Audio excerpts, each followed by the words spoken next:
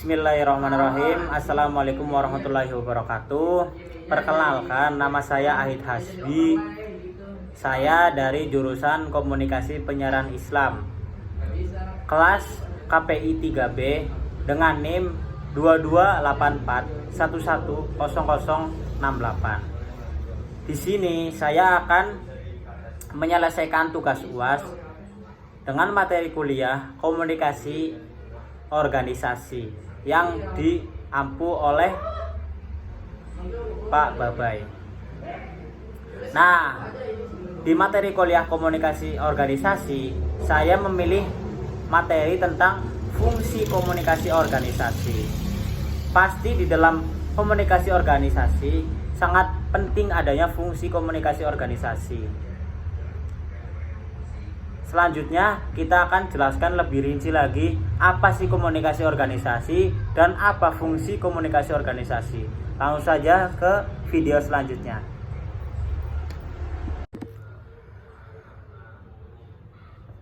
Selanjutnya, sebelum kita masuk ke materi fungsi komunikasi organisasi, kita di sini akan menjelaskan tentang pengantar komunikasi organisasi. Manusia adalah makhluk sosial yang membutuhkan seseorang atau sekelompok orang untuk berintegrasi dalam kehidupannya. Oleh karena itu, manusia membutuhkan komunikasi. Dalam berintegrasi, manusia membentuk kelompok-kelompok tertentu yang mempunyai pembagian pekerjaan yang jelas atau organisasi. Oleh karenanya, penting untuk mengerti bagaimana berkomunikasi dalam sebuah organisasi agar tujuan organisasi tersebut dapat tercapai dengan baik.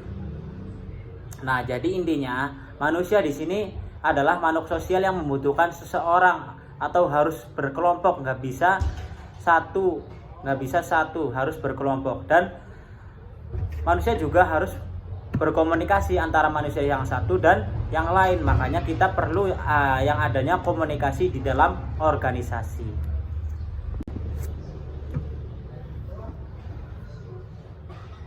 Selanjutnya kita masuk ke pengertian komunikasi organisasi.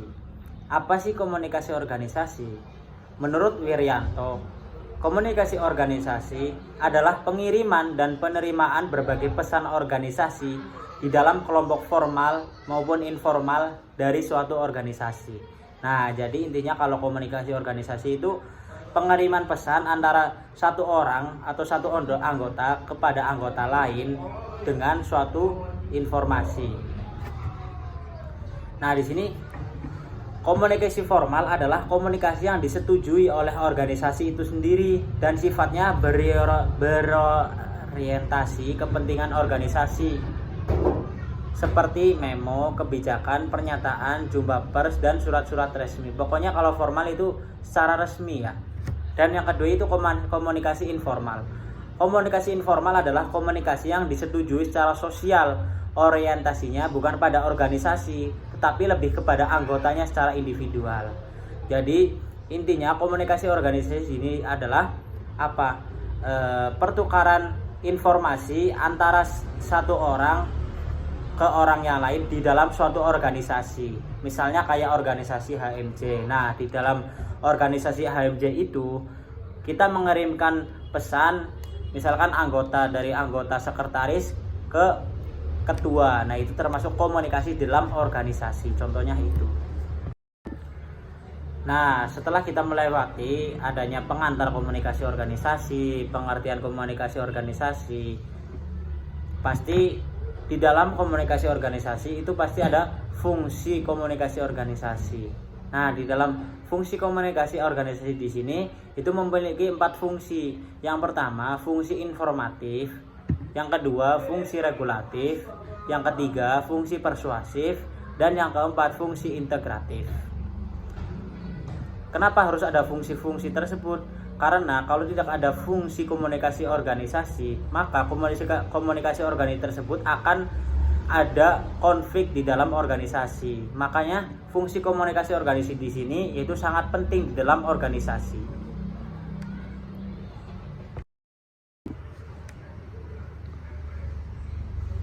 Nah, selanjutnya kita sudah menjelaskan tentang fungsi-fungsi komunikasi organisasi, yaitu ada 4 yang tadi: fungsi informatif, fungsi persuasif, fungsi integratif, dan fungsi regulatif. Selanjutnya saya akan menjelaskan tentang fungsi informatif. Apa sih fungsi informatif? Fungsi informatif yaitu orang-orang dalam tataran manajemen membutuhkan informasi untuk membuat suatu kebijakan organisasi guna mengatasi konflik yang terjadi dalam organisasi. Nah, jadi di sini fungsi informatif di dalam komunikasi organisasi di sini sangat penting karena anggota-anggota di dalam komunikasi organisasi di sini yaitu dalam memanage yaitu membutuhkan informasi untuk membuat suatu kebijakan organisasi. Agar apa? Agar mengatasi konflik yang terjadi dalam organisasi. Jadi di sini fungsi informatif itu sangat penting di dalam komunikasi organisasi. Karena misalkan kita ada konflik di dalam suatu organisasi, pasti organisasi tersebut akan hancur. Jadi cara mengatasi konflik yang terjadi dalam organisasi, kita perlu adanya fungsi informatif. Misalnya kayak karyawan bawahan yaitu membutuhkan informasi tentang jaminan keamanan, jaminan sosial dan kesehatan, dan izin cuti sebagainya. Nah, kayak misalkan izin cuti di sini kan kita harus harus membutuhkan informasi dari atasan. Misalkan atasannya kita tidak memberitahu kepada kita, pasti ada konflik dong. Misalkan kita langsung cuti begitu saja tidak ada informasi, pasti atasan akan marah kepada kita. Makanya perlu adanya fungsi informatif agar informasi dari atasan itu pasti gitu. Selanjutnya yaitu fungsi regulatif. Fungsi regulatif ini berkaitan dengan peraturan-peraturan yang berlaku dalam suatu organisasi.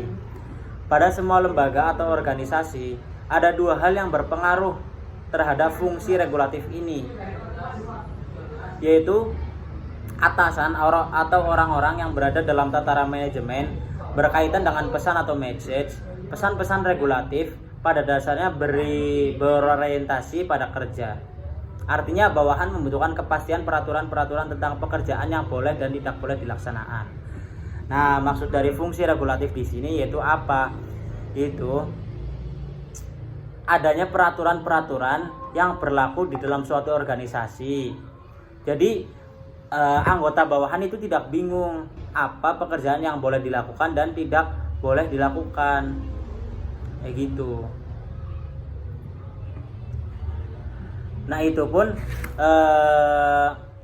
berkaitan dengan pesan atau pesan-pesan regulatif yang pada dasarnya berorientasi pada kerja. Misalkan kayak kita memerintahkan bawahan, atasan memerintahkan bawahan. Nah, itu tuh harus jelas sih gitu peraturan-peraturan yang boleh dilakukan dan tidak boleh dilakukan oleh karyawan, itu harus jelas. Selanjutnya yaitu fungsi persuasif. Apa sih fungsi persuasif? Dalam mengatur suatu organisasi, kekuasaan dan kewenangan tidak akan selalu membawa hasil sesuai dengan yang diharapkan. Maka banyak pimpinan yang lebih suka untuk mempersuasi bawahannya daripada memberi perintah. Sebab pekerjaan yang dilakukan secara sukarela oleh karyawan akan menghasilkan kepedulian yang besar dibanding kalau pimpinannya sering memperlihatkan kekuasaan dan kewenangannya. Nah, di sini jadi maksud dari fungsi persuasif apa sih? Yaitu atasan di sini tidak memerintahkan kepada bawahannya, tapi lebih ke mengenai psikologi bawahannya. Misalkan kayak atasannya melakukan pekerjaan, misalkan ada pekerjaan, nah itu atasannya dulu yang melakukan pekerjaan tersebut. Biar apa? Biar bawahannya tuh pada ngikut kayak gitu. Nah, itu salah satu contoh fungsi persuasif tuh di situ. Jadi kita tidak usah nuruh, pasti bawahannya pada ngikut. Masa misalkan atasannya pada kerja, masa bawahannya pasti ngomong, masa itu atasannya pada kerja kitanya nggak kerja. Nah, itu termasuk dalam fungsi persuasif tuh itu. Jadi nanti kedepannya karyawan-karyawan itu melakukan pekerjaan itu secara sukarela, dan itu pun akan menghasilkan kepedulian yang lebih besar dibandingkan kalau pimpinannya sering memperlihatkan kekuasaan dan kewenangannya gitu. selanjutnya yaitu fungsi integratif. Setiap organisasi berusaha menyediakan saluran yang memungkinkan karyawan dapat dilaksanakan tugas dan pekerjaan dengan baik. Saluran komunikasi formal dan informal. Formal contohnya kayak newsletter, buletin, dan laporan kemajuan organisasi. Informal perbincangan antar pribadi selama masa istirahat kerja, pertimbangan olahraga, dan kegiatan dharma wisata. Pelaksanaan aktivitas ini akan menumbuhkan keinginan untuk berpartisipasi yang lebih besar dalam diri karyawan terhadap organisasi. Nah, di sini maksudnya gimana sih fungsi integratif di sini? Itu organisasi pasti menyediakan saluran, maunya saluran di sini itu agar karyawan itu berpartisipasi dalam organisasi itu lebih besar gitu. Misalkan kayak yang formal. Jadi di sini organisasi pasti memberi laporan kemajuan kepada bawahannya. Biar apa? Biar bawahannya tuh lebih besar berpartisipasinya, kayak ini lebih besar organisasinya, berarti saya harus lebih maju dalam mengerjakan pekerjaan. Dan yang kedua yaitu secara informal. Contohnya kayak misalkan kita lagi cuti. Nah, di dalam cuti di situ organisasi tersebut mengadakan pertandingan olahraga antara karyawan satu dan karyawan lain. Nah, itu pasti akan menumbuhkan keinginan untuk berpartisipasi yang lebih besar dalam diri karyawan, karena karyawan pasti tidak bosan.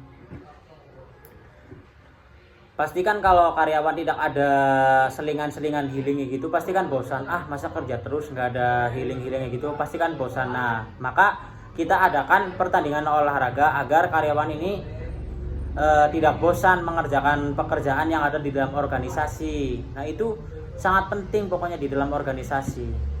Karena majunya organisasi yaitu salah satunya adanya fungsi integratif. Nah, itu saja dari saya. Terima kasih.